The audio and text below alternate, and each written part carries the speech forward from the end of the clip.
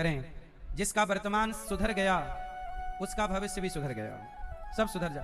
सबको सुधारना है तो अपने वर्तमान को सुधारो। हमारी शांति मैया अपने वर्तमान को ठीक कर रही हैं कथा सुन करके, परिवार के साथ शांति मैया कथा सुन रही हैं परीक्षित बनके। एक बार तालियां बजा के मैया का वंदन, स्वागत, वंदन, अभिनंदन करें। आपके पति स्वर्गीय चेतराम खोजर जी की स्मृति में ये पावन सा आयोजन आप करा रही हैं। आपके भतीजे मिश्री लाल किरार जी, गीताबाई जी और लक्ष्मी चंद्र किरार जी स्वर्गीय चेतराम खोजर जी की स्मृति में ग्राम पड़री, तहसील इंदलगढ़, दतिया से आप आई हैं। अभी 29 अप्रैल से फिर यहाँ भागवत जी के पोथी पाठ हैं। आप भी अपने पितरों की सदगति के लिए भागवत जी के पोथी पाठ करा सकते हैं। जीवन में भागवत अवश्य सुननी चाहिए। भागवत सबके लिए है, हर व्यक्ति भागवत सुने, सबको ही सुननी है।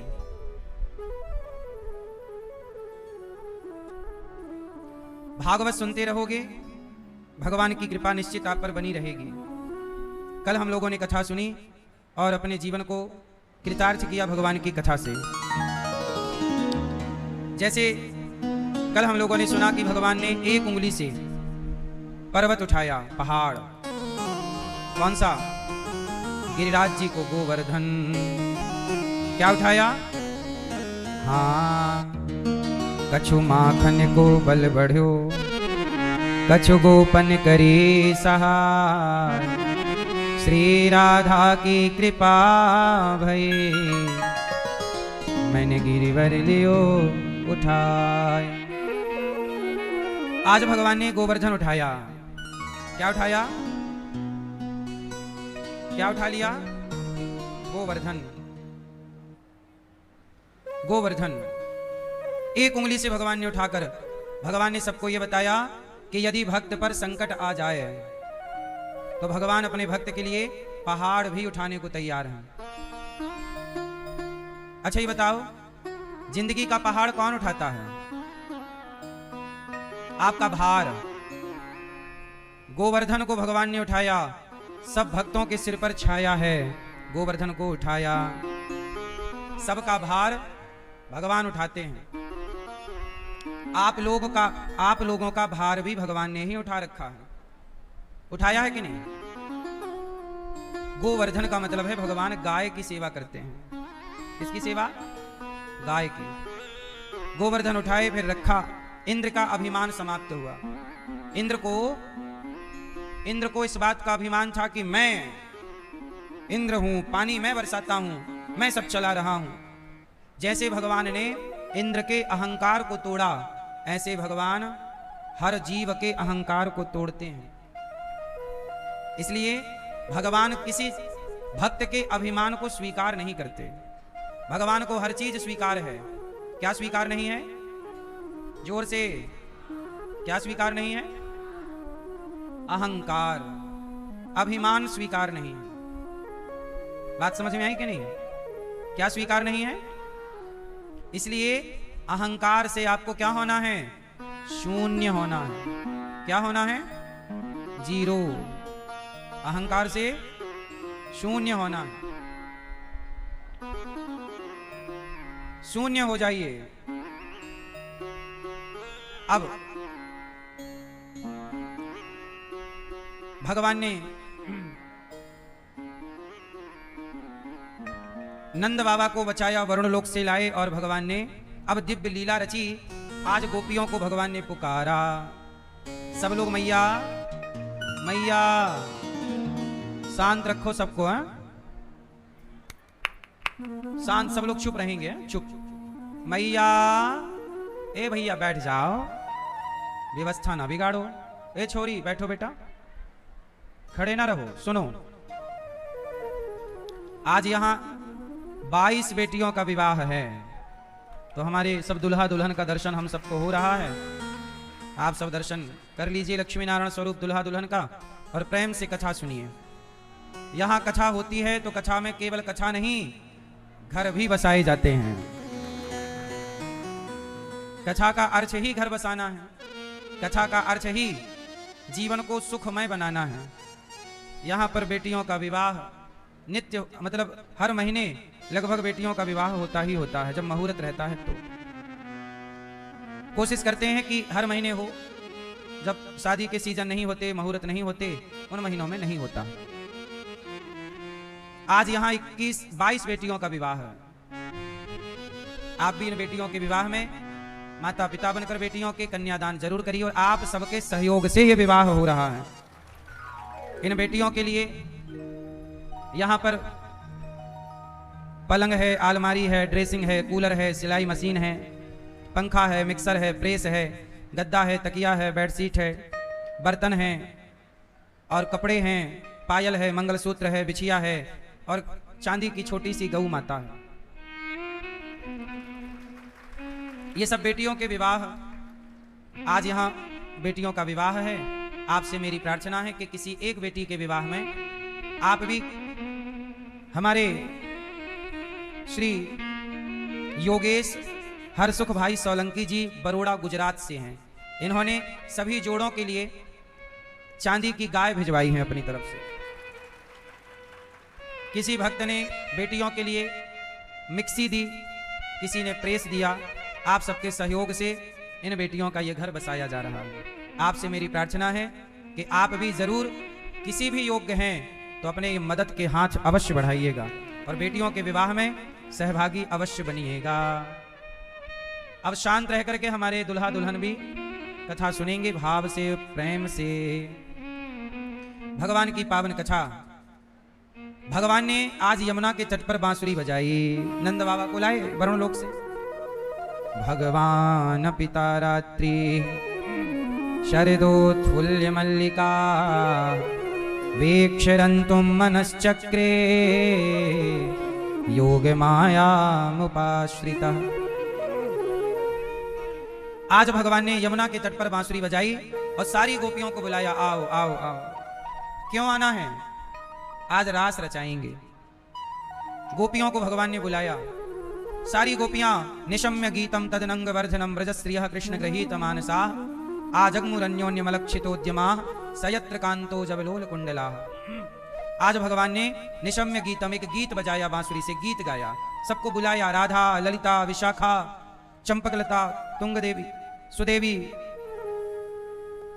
तुंग विद्या, रंग देवी, चंपकलता, आओ। सबको भगवान ने बुलाया। सारी गोपियां काम कर रही थी। क्या क्या कर रही हैं? एक सखी गाय दोह रही है, वो गाय दोहती जा रही है और कृष्ण का ध्यान करती जा रही है, ध्यान करती जा रही है, ध्यान करती जा रही है। और जब सखी गाय दोहते हुए, देखो गोपियां काम सारा करती हैं पर ध्यान किसका करती हैं? भगवान का ध्यान। भगवान का ध्यान करती हैं और भगवान का ध्यान करती जाती हैं कि तभी उनके कानों में बांसुरी का सुर गया और मानो भगवान बुला रहे हैं। अब तो सखियों ने सारा दूध वहीं छोड़ा, बाल्टी वहीं छोड़ी, गाय वहीं छोड़ी और दौड़ पड़ी कि मेरे प्रभु पुकार रहे हैं। दोहंत्यो भी ययो काश्चित दोहम हित्वा समुत्सुका। दौड़ पड़ी सखी, सारा काम धाम छोड़ के दौड़ पड़ी। अब एक सखी बच्चे को दूध पिला रही थी कि कन्हैया का ध्यान, बच्चे को दूध पिला रही है पर ध्यान भगवान का कर रही है। दूध पिलाते हुए भी ध्यान भगवान का, गाय लगाते हुए भी ध्यान भगवान का। एक सखी काजल लगा रही थी आंखों में, काजल लगाते हुए भी ध्यान भगवान का। एक पोंछा लगा रही थी, पोंछा लगाते हुए भी ध्यान भगवान का। एक भोजन बना रही थी, भोजन बनाते हुए भी ध्यान भगवान का। एक सास के पांव दबा रही थी, सास के पांव दबाते हुए भी भगवान का ध्यान। भगवान काम सब कुछ करो, ध्यान भगवान का बना रहे। कुछ लोग कहते हैं कि महाराज जी क्या भगवान खाने को देंगे? कुछ लोग कहते हैं कि भगवान खाने को थोड़ी दे देंगे, इतना ध्यान करा रहे हो भगवान का, भगवान खाने को थोड़ी देते हैं, ऐसा लोग कहते हैं। अच्छा ये बताओ, जो लोग आपसे सवाल करें कि भगवान खाने को थोड़ी देंगे, उनसे पूछना कि जब तुम अपनी मां के पेट में 9 महीने थे अंदर, तब तुम्हारे बाप खाने को देता था?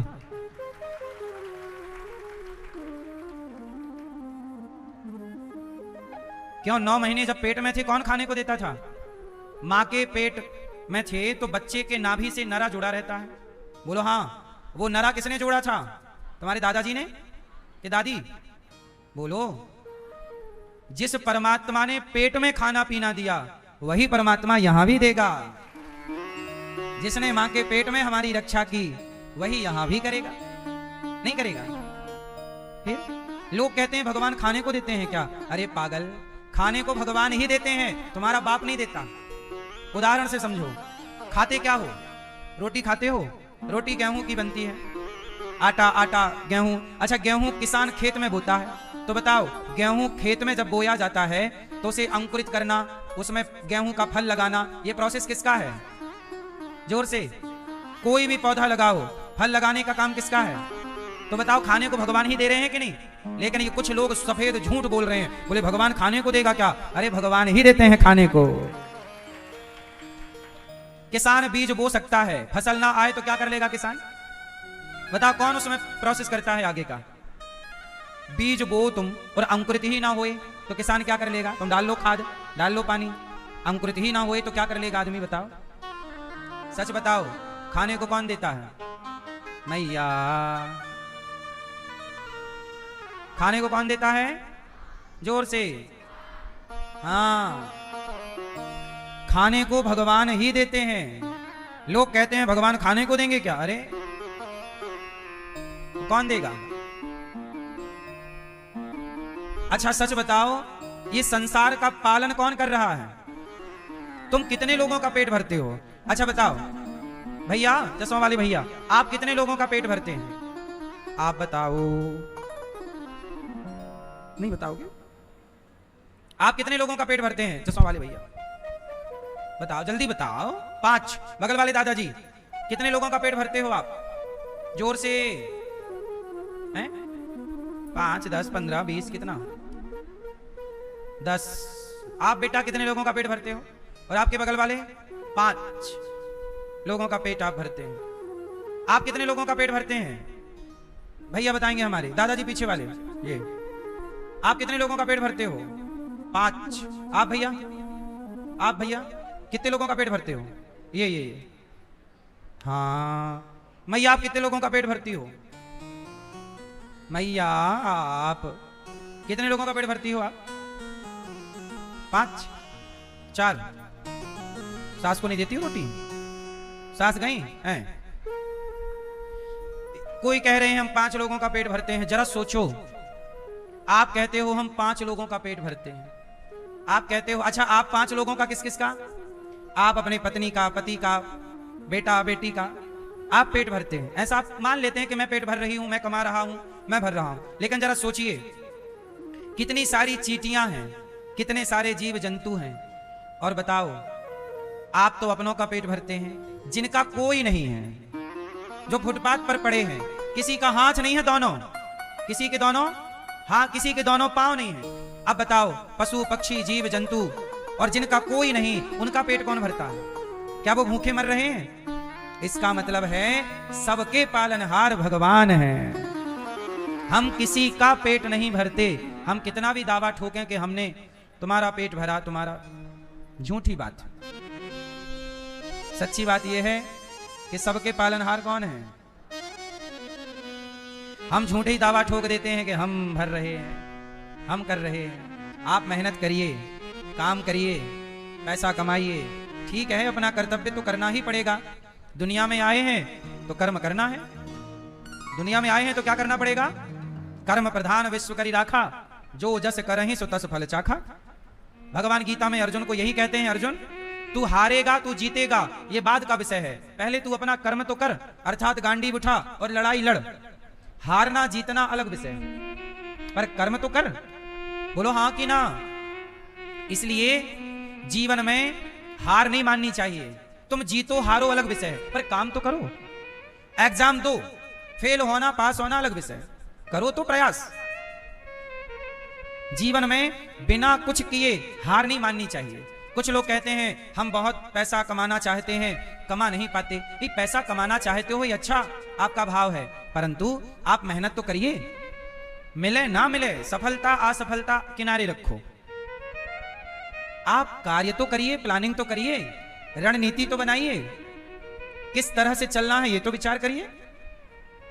समुद्र मंथन तो करो, अमृत निकले कि जहर निकले, कुछ तो निकलेगा भाई। समुद्र मंथन हुआ तो कुछ तो निकला, चलो जहर निकला। पहले नहीं करते तो जहर भी कहां से आता? असफलता भी सफलता के करीब ही तो ले जाती है। असफलता भी सफलता की बहन है। असफलता भी सफलता की एक बहन ही है। जब काम किया, समुद्र मंथन हुआ, तो पहले असफलता का जहर हाथ लगा, लेकिन करते रहे तो सफलता का अमृत भी हाथ लगा। बोलो हाँ। इसलिए आप सबसे मेरी यही प्रार्थना है कि केंद्र में भगवान को रखकर, करते धरते सब भगवान है, पालनहार भगवान है, आप निश्चिंत होकर अपना अच्छा काम करते रहो, अच्छी प्लानिंग करते। भगवान भी साथ किसका देते हैं? जो अपना काम करते हैं, जो मन लगा करके अपने कार्य के प्रति समर्पित रहते हैं, वह सफल हो जाते हैं, है ना। अमेरिका में और भारत में अंतर क्या है, बहुत ध्यान से सुनना। मैंने दोनों देशों को बहुत ध्यान से देखा है। अमेरिका में यदि कोई काम करता है तो वो अपने काम को पूरी जिम्मेदारी से करता है। ना वो बीच में चाय पीता है, ना वो बीच में अपने काम को चोरी करता है, अर्थात काम चोरी। आप हमारे भारत में देखो, आप किसी को काम के लिए बुलाओ, भाई साहब ये काम करना है, वो आएगा और बीड़ी पीने के बहाने 10 मिनट खराब करेगा, भाई साहब एक बीड़ी पी लूं, फिर कहेगा चाय पी लूं, चाय के बहाने 15 मिनट खराब करेगा। बोलो हाँ। चाय के बहाने, बीड़ी के बहाने, लघु शंका गया तो आधे घंटे गया ही है, बोले मैं आ रहा हूं। हमारे यहां काम चोरी है। लोग अपने काम से प्यार नहीं करते, कर रहे हैं, वही काम करके पैसा कमा रहे हैं, पर अपने काम से प्यार नहीं, वो अपने काम को जिम्मेदारी नहीं मानते। अमेरिका में, विदेशों में लोग अपने काम को पूरी तल्लीनता से करते हैं। चाइना आगे क्यों निकल गया? वहां के लोग अपने काम को पूरी जिम्मेदारी से करते हैं, पूरी सफाई से करते हैं, अपना मान करके करते हैं, इसलिए वो सफल हैं। जो व्यक्ति किसी के भी काम को, एक बार क्या हुआ, एक लड़का पढ़ करके आया, एक लड़का पढ़ लिख करके आया, पिताजी को डिग्री बताई, दादाजी को, दादाजी देखो मैं इतना पढ़ के आया, ये डिग्री, ये डिग्री, ये डिग्री, ये सब पूरी डिग्रियां बताई, मैंने पूरी पढ़ाई कर ली, कॉलेज कंप्लीट, पढ़ाई कंप्लीट। दादाजी बोले यहां। दादाजी ने कहा ऐसा कर बेटा, वो झाड़ू उठा और जरा ये कमरे में झाड़ू लगा। लड़का बोला वाह दादाजी, मैं इतना पढ़ा लिखा हूं, अब मेरे से झाड़ू लगवा रहे हैं। ए लगा। दादाजी बोले तो लगा रहा है, होता झाड़ू लगा रहा। सुन जा जरा, वो लाइट जल रही है, लाइट बंद कर, फोकट में लाइट जल रही है, लाइट नहीं जलनी चाहिए व्यर्थ की, बंद कर दे। ये पंखा भी बंद कर, व्यर्थ में चल रहा, बिजली लग रही है ना, ये बंद कर। अरे दादाजी आप क्या काम करा रहे हो? अब दादाजी उससे झाड़ू लगवाएं, वो देख नल चालू है, बूंद बूंद पानी टपक रहा है वॉशरूम में, देख पानी, जा नल अच्छे से बंद करके आ जा।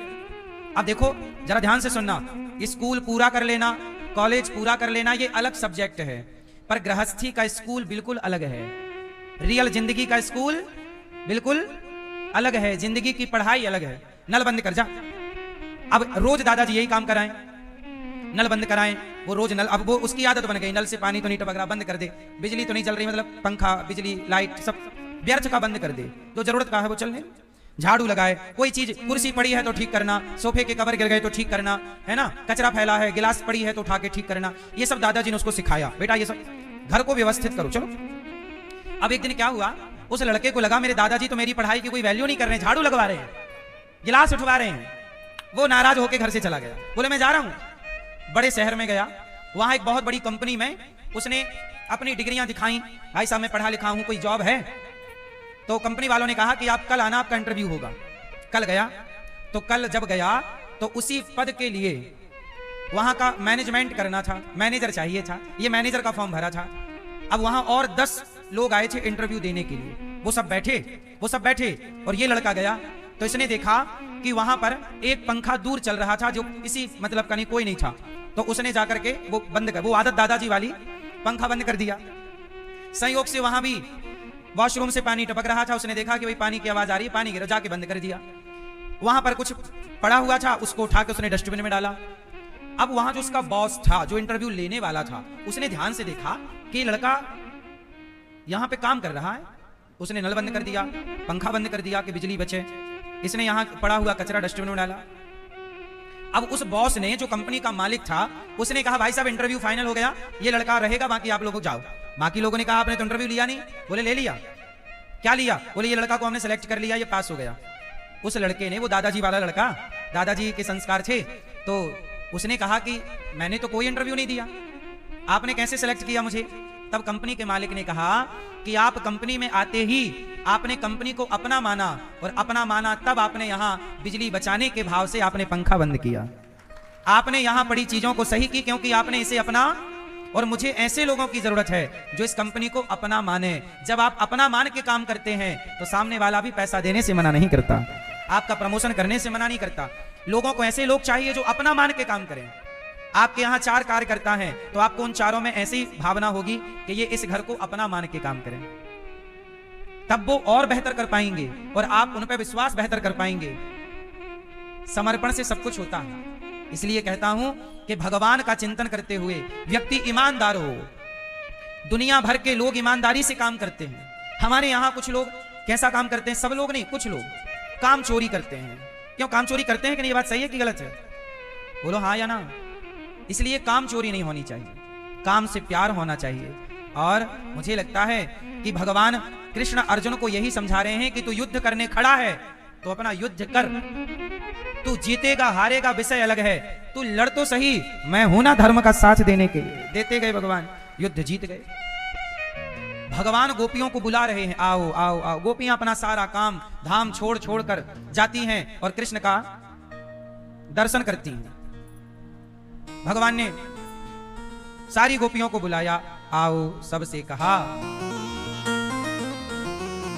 स्वागतम वो महाभागा प्रियम किम करवाणि वह रजस्यानामयं कच्चिद ब्रूता गमन कारणम।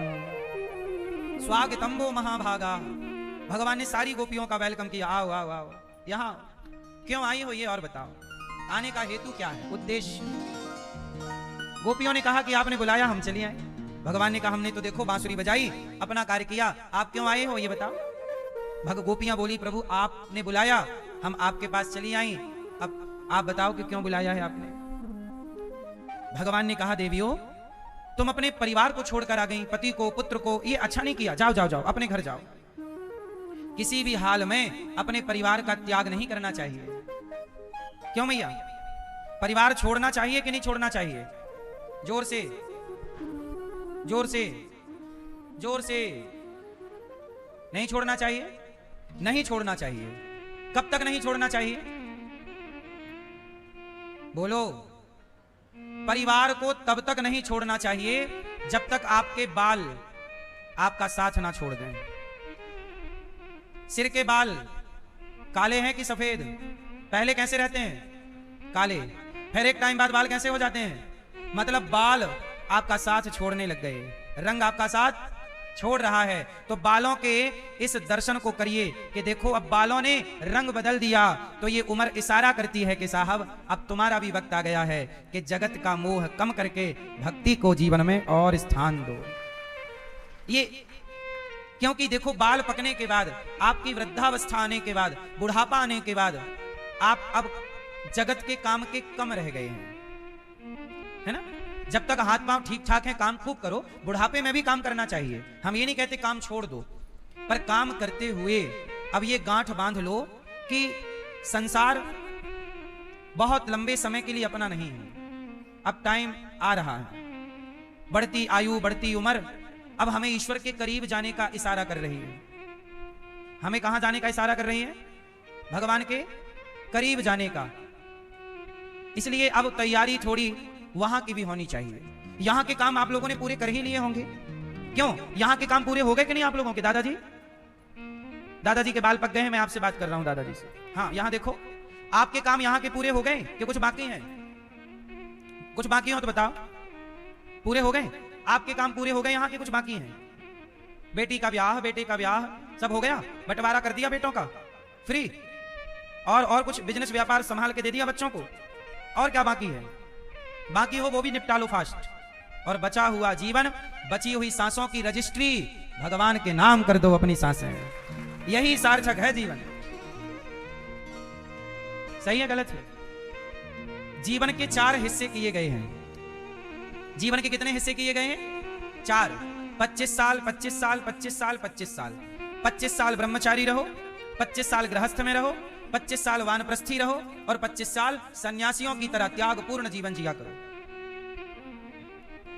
जीवन का हर सुख लेना चाहिए। जैसे आपने लड़कपन का सुख लिया, जवानी का सुख लिया, शादी के बाद विवाह का, गृहस्थ का सुख लिया, बच्चे हुए बच्चों का सुख लिया, बच्चों के विवाह का सुख लिया, अब थोड़ा भगवान के चिंतन का भी सुख ले लीजिए, भक्ति का भी सुख ले लीजिए, क्योंकि यह भी एक सुख है। सारे सुख ले लो, एक में ही ना उलझे रहना, सबका आनंद लो। समय के साथ हर चीज अच्छी लगती है ना? समय के साथ परिवर्तन आवश्यक है, जरूरी है। आज मैं सोच रहा था, देखो आज ही मैंने एक बात सोची, मन में मेरे आई, मैं सोचा क्या आ गई। आज ही मेरे मन में एक बात आई, मैंने सोचा कि जब मेरे मरने का टाइम आएगा, क्योंकि टाइम कब आ जाए तो मैं भी नहीं जानता, आप भी नहीं जानते, लेकिन एक उम्र बाद जब मरने का टाइम आए तो मैंने सोचा कि मरना कैसा, मुझे लगा पांडवों को फॉलो करना चाहिए। पांडव, अच्छा पांडवों की मृत्यु कैसे हुई आप जानते हैं कि नहीं? पांडवों की मृत्यु कैसे हुई बताओ, बताओ पांडवों की मृत्यु कैसे हुई? पांडव लोग आखिरी समय सारा काम करके, देखो बहुत ध्यान से समझना, सारी जिम्मेदारियां उन्होंने पूरी की, महाभारत लड़े, जीते, पांडवों का शासन हुआ, पापी दुर्योधन को मारा, दुशासन को मारा, गलत लोगों को मारा, और मार के और धर्मराज युधिष्ठिर राजा बने, राज शासन ठीक से निभाया, यज्ञ किया, अन्न क्षेत्र करवाए, कुएं खुदवाए, बावड़ियां बनवाई, सड़कें बनवाई, पुल बनवाए। धर्मराज युधिष्ठिर के इस कार्यकाल में बहुत सारा देश का विकास किया उन्होंने, बहुत सारे पुल बनवाए, सड़कें बनवाई, कुएं खुदवाए, बावड़ियां बनवाई, बगीचे लगवाए, बहुत सारा। जब काम पूरा कर लिया, उन्हें लगा कि अब मेरे वंश में जो परीक्षित है ये बच्चा अब संभाल लेगा, तो परीक्षित को राजा बनाकर, किसको राजा बनाकर? परीक्षित। परीक्षित कौन है? अभिमन्यु के पुत्र, अर्जुन के पुत्र अभिमन्यु, और अभिमन्यु अब के पुत्र हैं परीक्षित। परीक्षित बचे थे मात्र, महाभारत के बाद सब मारे गए थे। पांडवों का भी नुकसान हुआ था, पांडवों के पुत्र भी मारे गए थे महाभारत में, केवल एक रह गए थे अभिमन्यु, तो अभिमन्यु भी मारे गए चक्रव्यूह में। उनके पुत्र, उनकी पत्नी उस समय गर्भावस्था में थी, गर्भवती थी, उनका जो पुत्र हुआ वही कहलाए परीक्षित। तो परीक्षित को राजा बनाया, और पांचवा पांडव कहां चले? काम पूरा, देखो आप लोगों के लिए मैसेज है, काम पूरा कीजिए, जिम्मेदारी पूरी कीजिए, देश के लिए सब काम कीजिए, कुआं सड़क जो उस समय जो रिक्वायरमेंट थी कीजिए। इस समय आप लोग इस देश को नया दे सकते हैं, नई टेक्नोलॉजी दे सकते, कोई नई सैटेलाइट दे सकती हैं, आप साइंस को समझते हैं, विज्ञान को समझते हैं, इसरो के लिए आप काम कर सकते हैं, आप नई नई चीजें, तकनीक इस देश को समर्पित कर सकते हैं। ये तो रही आपकी जिंदगी, लेकिन एक समय बाद जब सब आप कर चुके होंगे, उसके बाद पांडवों को लगा कि अब हम सबका काम हो गया पूरा, आने का उद्देश्य हो गया सार्थक, अब चलना चाहिए। तो पांडवों ने मृत्यु का इंतजार नहीं किया कि हम पहले बिस्तर पे जाएं और बिस्तर पे जाएं और फिर वहां पड़े पड़े मरें, ऐसा इंतजार नहीं किया। पांडव लोग समय रहते निकल पड़े स्वर्गारोहण के लिए। कहां चले? जोर से, शरीर के साथ चले, चलो पांडव चले स्वर्गारोहण के लिए, बद्रीनाथ के ऊपर चले। अब देखो भगवान का चिंतन करते हुए, अनशन कहते हैं इसे, धीरे धीरे अपने प्राणों का ऐसे करते करते फिर द्रौपदी के प्राण निकले, फिर नकुल के, सहदेव के, अर्जुन के, भीम के, धर्मराज युधिष्ठिर शरीर के साथ स्वर्ग पहुंचे। तो यह है जीवन की अंतिम यात्रा। अपनी आखिरी यात्रा में आप ही भगवान का नाम लेते लेते मरें। आप लेते लेते नहीं मरते, इसलिए सब लोगों को बोलना पड़ता है राम नाम सत्य है। आप अपना लेते लेते मरो तो कोई जरूरत ही नहीं। एक टाइम बाद राम का नाम ही सार लगेगा। कर लो आप सारी दौड़ धूप सारा कर लो, आखिरी में मरण सुधार लीजिएगा, बस इतना।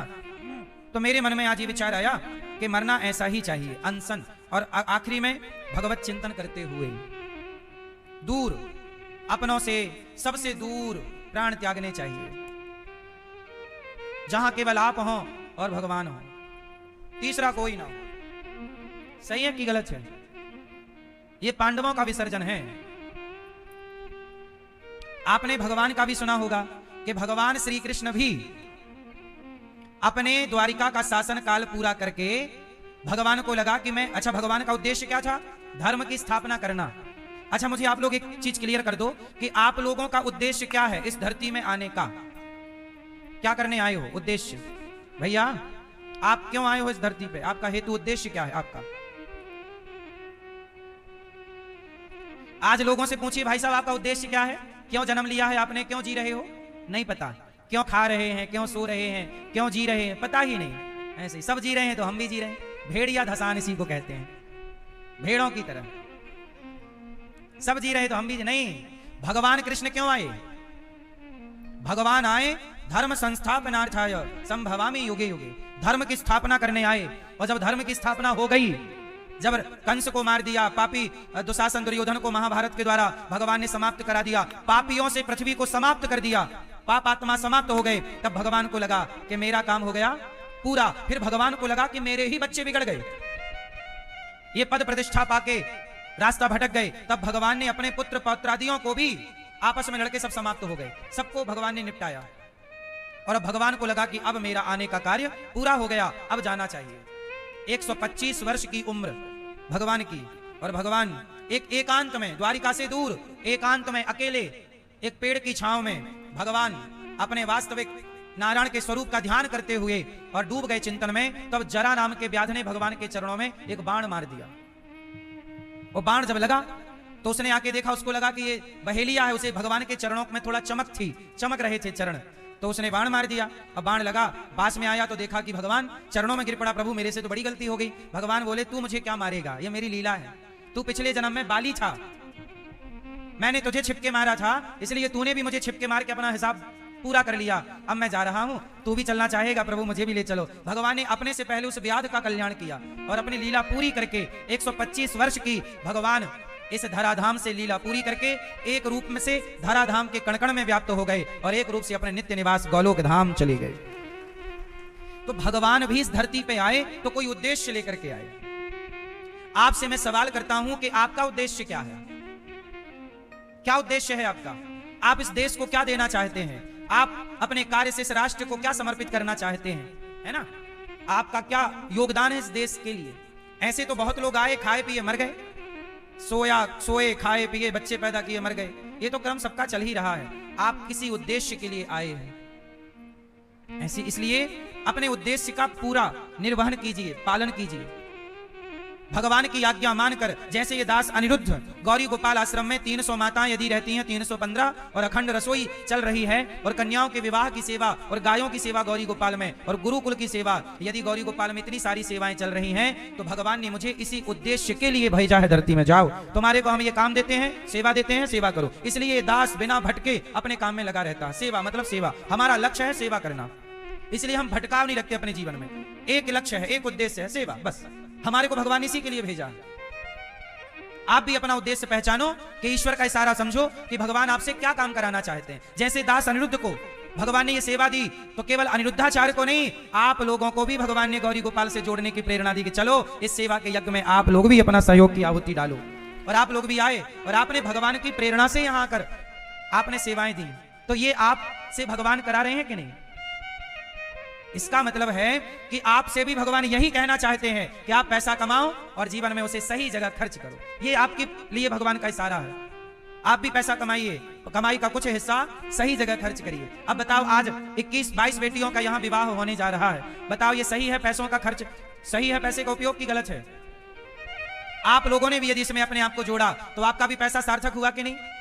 फिर इसलिए अपने धन को धर्म से जोड़ना, सही काम करना, यही मेरा उद्देश्य है, यही आपका उद्देश्य है। आपके पैसे को भी सही जगह खर्च करना, सही जगह लगाना, इसके लिए भगवान ने आपको और हमें इस धरती पे भेजा। चलो हम सब मिल करके इस देश की सेवा करते हैं। मेरा एक और भगवान का मेरे लिए आदेश है। भगवान ने एक और प्रेरणा दी मुझे, एक स्कूल बनाना है कक्षा 1 से लेकर 12वीं तक, CBSE बोर्ड का, जहां बच्चे पढ़ेंगे और शिक्षा ही नहीं, अकेली शिक्षा नहीं, शिक्षा के साथ संस्कार भी पाएंगे बच्चे। ऐसा एक विद्यालय मुझे बनाना है आप सबके सहयोग से। तो भगवान हमसे और आपसे ये काम कराना चाहते हैं कि आप सब हम सब मिलकर के एक विद्यालय बनाएं। एक नहीं, 2 बनाएं, 2 नहीं, आपका आशीर्वाद सहयोग रहा तो हम लोग अपने मरने से पहले इस देश को, बच्चों को शिक्षा भी देंगे और संस्कार भी देकर के चलेंगे।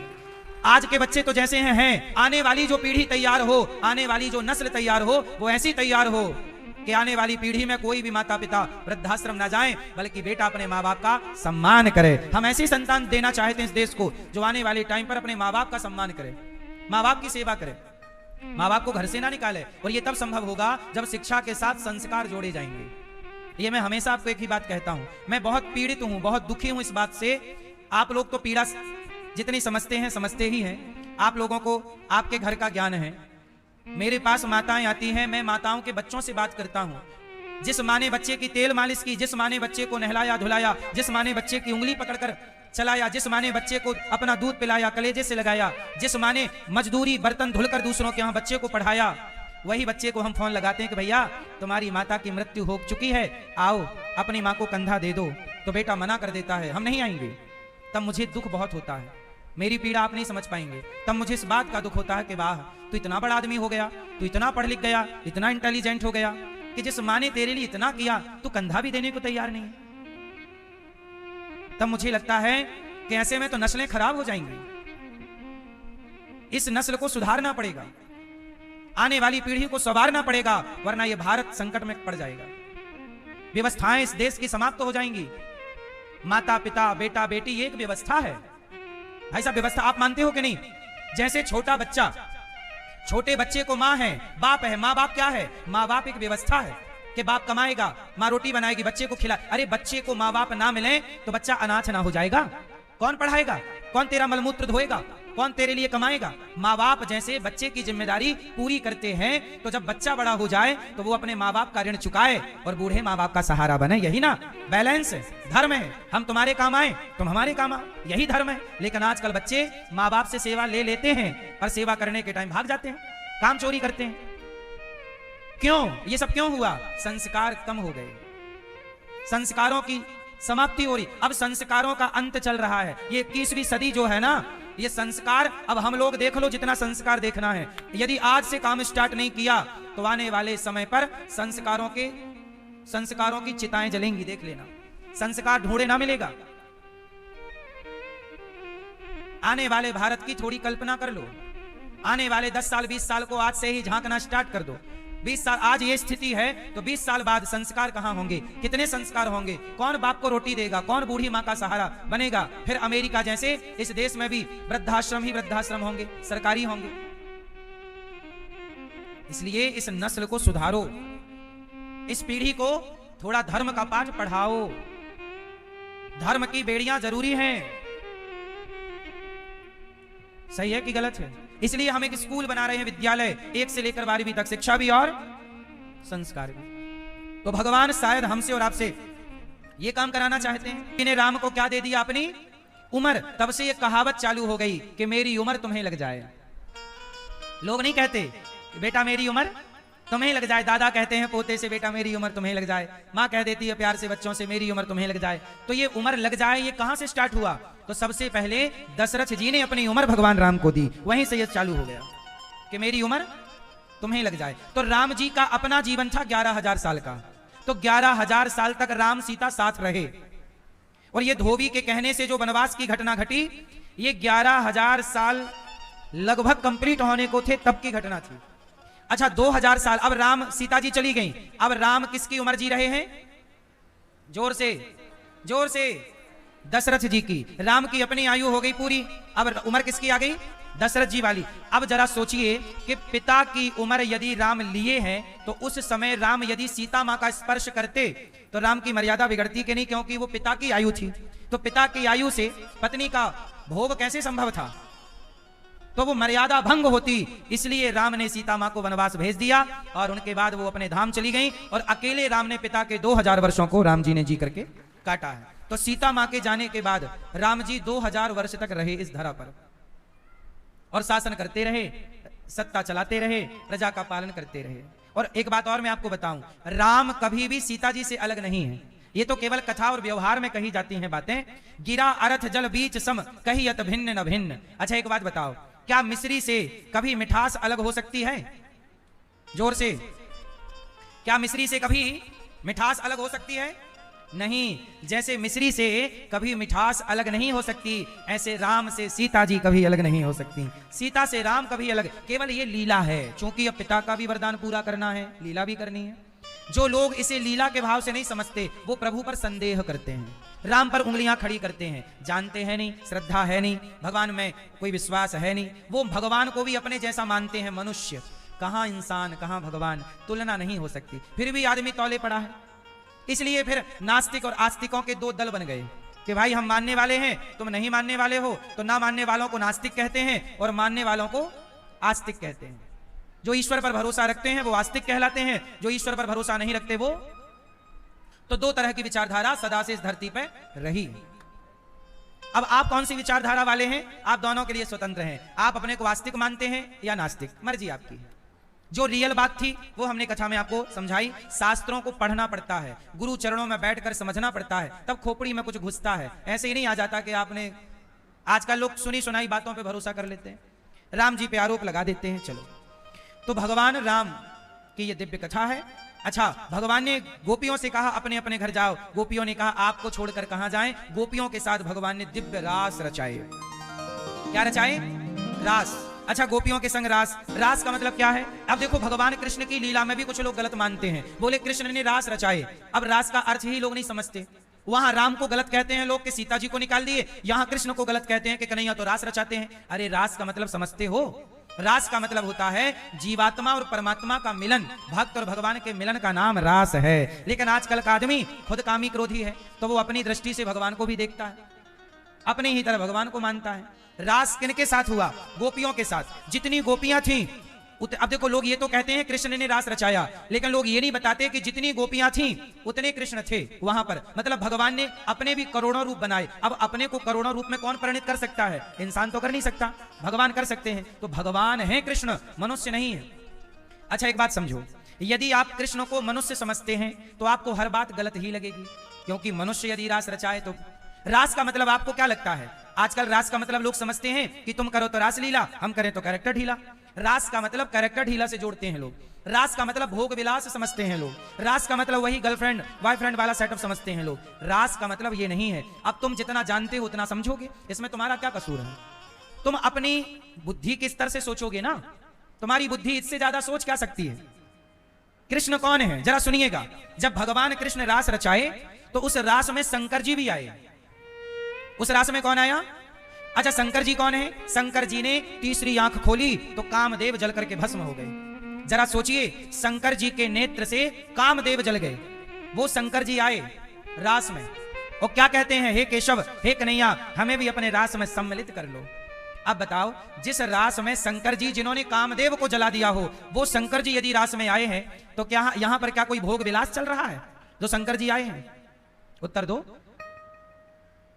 शंकर जी आए हैं। शंकर जी जानते हैं कृष्ण कौन है। कृष्ण साक्षात नारायण है। तो शंकर जी जब त्रेता में नारायण राम बने तो शंकर जी हनुमान बन गए, और द्वापर में जब कृष्ण ने नारायण कृष्ण बने, रास रचाए, तो शंकर जी भी गोपी बनकर पहुंच गए। प्रभु, मैं आपका दरस परस करूंगा, मैं आपके बिना कैसे रहूं। उस रास में क्या हुआ? भक्त और भगवान का मिलन था। कैसा मिलन? मिलन कई तरह का होता है। जैसे एक बेटा मां से दूर चला गया पढ़ने के लिए और पढ़ करके 2 साल बाद लौटा, तो मां जब बच्चे को देखेगी तो मां बच्चे को गले लगाएगी कि नहीं? मां बच्चे के गाल चूमेगी कि नहीं? बोलो हाँ या ना। मां बच्चे के माथे को चूमेगी कि नहीं? अब बताओ, मां भी बच्चों के गाल चूमती है? बोलो हाँ। तो क्या मां का बच्चे के गाल चूमना, अब कोई दूर खड़ा देखे, वाह देखो जरा गाल चूम रही है। अब कोई मां बेटे को मिलते हुए देखे, जरा सोचना। भैया एक बात बताओ, बेटा 35 साल का है, बिल्कुल जवान 35 साल का लड़का, और वो अपनी मां से मिले तो मां उस बच्चे के गाल चूमती है कि नहीं? भाई बच्चे कितने भी बड़े हो जाएं पर मां के लिए तो। अब मां बेटे को गले लगाए तो जब कोई तीसरा व्यक्ति देखेगा मां बेटे को मिलते हुए तो देखने में तो यही लगेगा कि इनका कुछ गड़बड़ है। वो गड़बड़ इसलिए समझेगा क्योंकि उसकी खोपड़ी में इस गड़बड़ के अतिरिक्त तो कुछ आता ही नहीं है, उसकी खोपड़ी गड़बड़ है। वो मां बेटे के मिलन आज की मैं आपको प्रैक्टिकल कराता हूं। आप चौराहे पे कोई मां बेटा गले मिल रहे हो तो तीसरा व्यक्ति देख के जरूर समझेगा कि इनका गलत है, क्योंकि आज की दुनिया इससे ज्यादा सोचती ही नहीं। आजकल भाई बहन चौराहे पे खड़े हों और एक दूसरे का हाथ पकड़ के यदि भाई बहन चलें तो तीसरा यही समझेगा इनका चक्कर है। सही है गलत है? क्योंकि दुनिया का आज एक ही दृष्टिकोण है, सिर्फ गलत। वो सब चीज को केवल गलत दृष्टि से देखना चाहती है और देख रहे। तो जैसे मां बेटे का मिलन अपवित्र नहीं होता, मां बेटे का मिलन गलत नहीं है, ऐसे जब मां बेटे का मिलन गलत नहीं हो सकता तो भक्त और भगवान का मिलन गलत कैसे हो सकता है? लेकिन लोग उसे भी रास को गलत नजरिए से देखते हैं।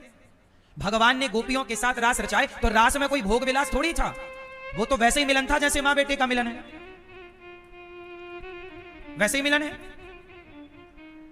जैसे माँ, अच्छा एक बात बताओ, सिंपल बात मैं आपसे कर लूं, चलो एक बात बताओ, आप लोग मंदिर जाती हो या भैया जाते हो, तो जब आप भगवान के द्वार पर खड़े होते हो तो आपके अंदर काम वासना बढ़ती है कि समाप्त होती है?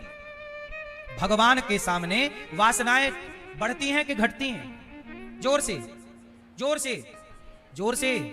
हाँ, मंदिर में भगवान के द्वार पर थोड़ी कोई वासना बढ़ती है, वहां तो वासना समाप्त हो जाती है। जब भगवान के मंदिर में वासना समाप्त हो जाती है तो साक्षात कृष्ण के सामने जब गोपी खड़ी होंगी या आप खड़े होंगे तो क्या कोई वहां वासना लेकर के कृष्ण के सामने खड़ा होगा? जरा ये तो सामान्य ज्ञान, कॉमन सेंस है ना, थोड़ी बुद्धि तो लगाओ कि जब परमात्मा के आगे कोई खड़ा होगा तो क्या विषय वासना लेकर खड़ा होगा? लेकिन रास को भी लोगों ने बदनाम कर दिया। इसलिए मेरी मां, शास्त्रों को ठीक से समझना चाहिए। रास हुआ गोपियों के संग, भगवान गोपियों को अभिमान आया, भगवान गोपियों को छोड़कर अंतर्धान हुए, सारी गोपियां विरह में डूब गईं और गोपियों ने एक गीत गाया, गोपी गीत, जयति तेधिकम जन्मना प्रजा श्रयत इंदिरा शश्वदत्त। जब गोपियों ने जब गोपियों ने भगवान को पुकारा तब भगवान गोपियों के मध्य में प्रकट हुए। बोलिए रास रासेश्वर भगवान की। जितनी गोपियां उतने कृष्ण प्रकट होकर भगवान ने दिव्य रास रचा करके इस लीला को पूरा किया। आज भी ये लीला अखंड है, चल रही है, कहीं गई नहीं ये लीला। भगवान ने सुदर्शन और शंखचूड़ नाम के दैत्य का उद्धार किया।